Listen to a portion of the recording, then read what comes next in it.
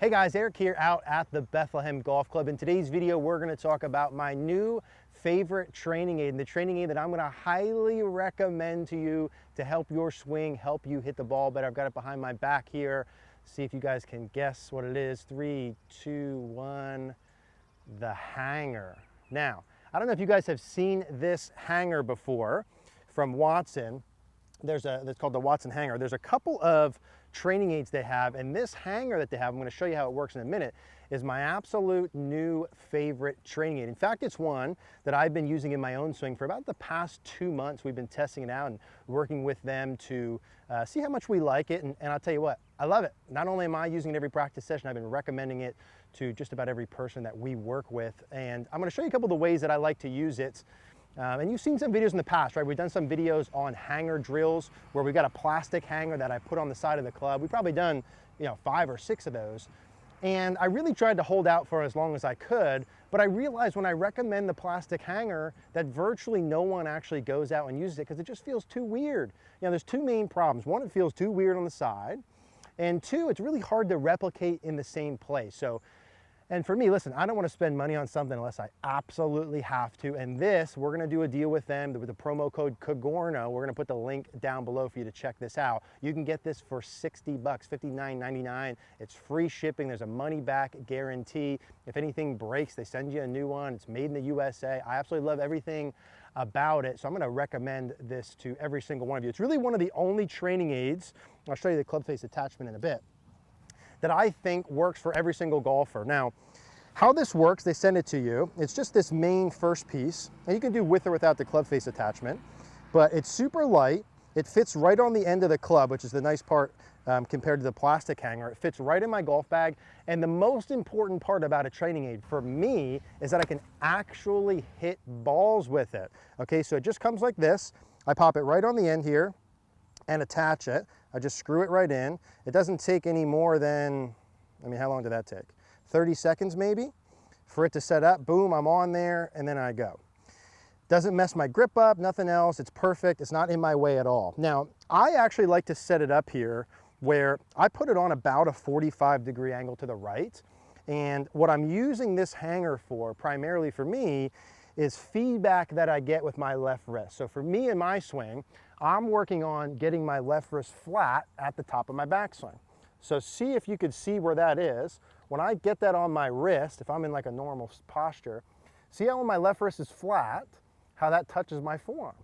Now note, when my left wrist gets cupped, how it comes off my forearm. That would be my fault, and the people I see most, club face too open, see how that gets off my wrist, and this gets too cupped there.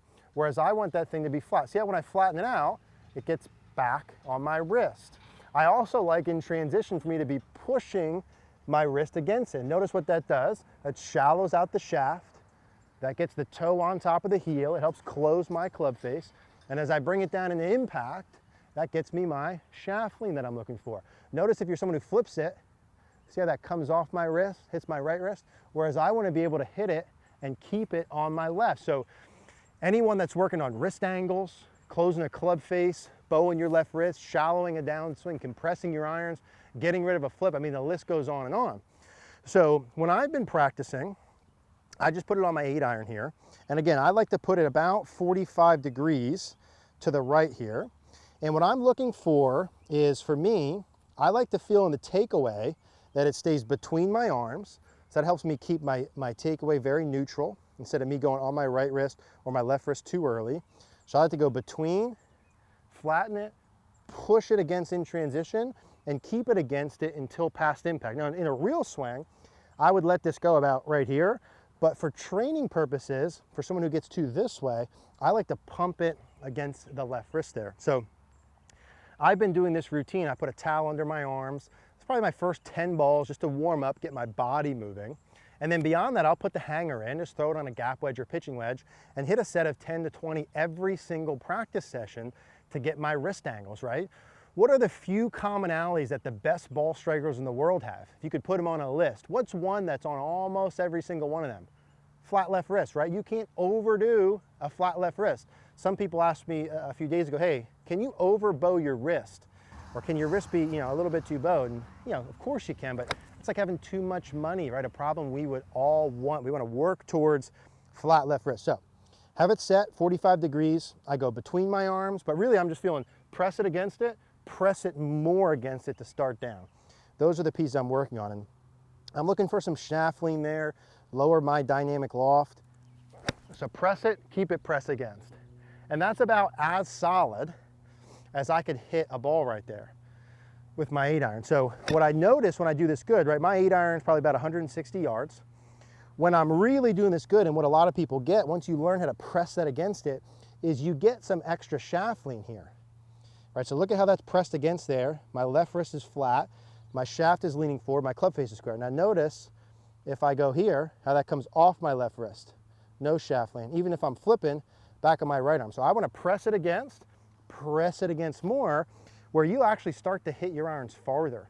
You'll be able to take less club, get the ball to go farther by lowering the dynamic loft. I really, really genuinely think this is the best feedback tool that I've ever used. It's my new favorite training aid. So I'm going to press it against going back, press it more coming down. And there again, I mean, that's about as solid, hopefully you can hear that, as I can hit it. And if I'm looking at my TrackMan or I'm hitting, what I'm looking for me is to lower that dynamic loft, right? Get the shaft lean. So a lot of ways I can utilize this. For me during the takeaway, when I'm working with players, I would like to, like I said, kind of keep it between my arms until about here. I don't want to have it too far out or too far under. If I roll my forearms too much, I want it between my arms early to make it nice and neutral. Press it against, press it more against. Let's go ahead and do one more. So press it against going back, more against coming down. And I can utilize this. I can hit this with all clubs. I've had this on my wedges, my irons, my driver. It works for all of it. And those would really be the 3 areas that I'm mainly looking at. I would say at CogornoGolf.com, the members we work with, 75% of them could improve their wrist angles either at the top, in transition, or at impact. And I'll tell you what, that's conservative. After I hear myself say it out loud, it might be 95%, right? But let's say, you know, 4 out of 5 every golfer could improve in one of those areas. And then it's like, whether we're in person or you're by yourself, especially when you're by yourself, even if you take in-person lessons all the time, what percentage of time are you with someone versus by yourself practicing? You're probably by yourself 90% or more. So they say, hey, Eric, how do I know if I'm doing the wrist correctly? How do I know if I'm doing this downswing correctly? Do I have enough shaft lean, etc.? And my answer now that I use this is buy a hanger. It's 60 bucks. Okay, it's 60 bucks. There's a money back guarantee. If it breaks or anything happens, you get a new one. There's 0 risk involved here. And then that's how you know. So hey, is my left wrist flat at the top or not, Eric? Is the hanger pressing on against it or not? Am I shallowing correctly in transition? Is the hanger pressing against it or not? Is my impact look good? Is the hanger pressing? You get it, right, the idea here?